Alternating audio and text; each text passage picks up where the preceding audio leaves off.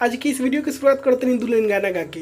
हमारे मुँह से तनी से गाना नीमन ना लगे तो मजाक मत रही लोग, बस कमेंट करके बता दी लोग कि तारा गाना गाए लगे कोनो काम नहीं किए, बस न्यूज़े बनावा तू। तो खैर चलो हम न्यूज़े बनावा तनी। वैसे भी लालटेन भोजपुरी के जब से एप्लीकेशन लॉन्च भइल बा न्यूज़ो लिखूँ के पड़ता, तो सब मेहनत तारे लोग खातिर बा भाई। जे इंस्टॉल नहीं के लिए इंस्टॉल कर लिया लोग लालटेन भोजपुरी के एप्लीकेशन।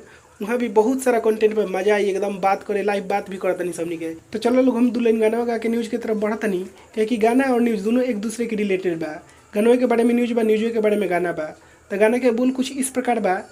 मकई के रोटिया से आजा बनी के मछरिया हुआ है, मकई के रोटिया से आजा।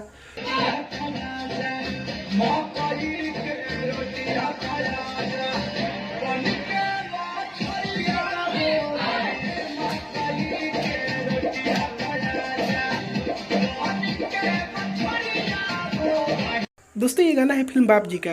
अब हम लोग न्यूज़ पे आ गए हैं तो थोड़ा सा हिंदी में बात कर लेते हैं। दोस्तों इस फिल्म के गाने का शूटिंग का वीडियो बहुत ही ज़्यादा सोशल मीडिया पे वायरल हो रहा है, और दोस्तों इस वीडियो को आप लोग अपने मोबाइल की स्क्रीन के ऊपर देख सकते हैं। दोस्तों इस गाने में खेसारी लाल यादव के साथ काजल अगवानी नजर आएंगी। और दोस्तों फिल्म बाप जी का ट्रेलर बहुत ही जल्द वर्ल्ड वाइड रिकॉर्ड भोजपुरी के यूट्यूब चैनल पर रिलीज होगा। दोस्तों आप लोग तैयार रहिएगा, वैसे तैयार करिएगा, जब रिलीज होगा तब हम लोग देखेंगे। तो दोस्तों बस इस वीडियो में इतना ही।